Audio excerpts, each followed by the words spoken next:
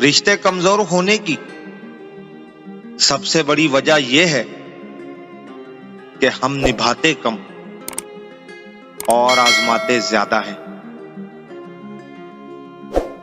जब तुम किसी को अकेला देखो तो समझ जाओ कि वो एक सच्चा इंसान है, क्योंकि भीड़ हमेशा मुनाफिक के साथ होती है।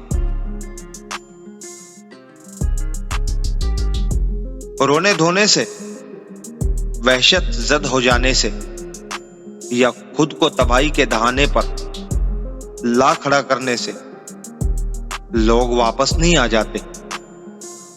जो हम खो चुके बस हो चुके।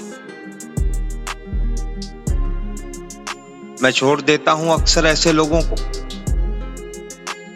जो समझते हैं ये हमारे ताल्लुक का मोहताज है। जब तुम बगैर वजह के खुशी महसूस करो तो जान लो कहीं ना कहीं कोई ना कोई तुम्हारे लिए दुआ कर रहा है।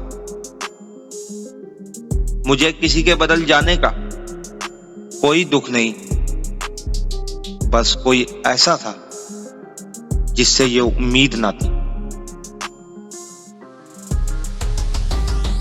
अपनों के दुख किसी एक्सरे में नहीं आते, वो जख्म जो खास किसी अपने ने दिए होते हैं।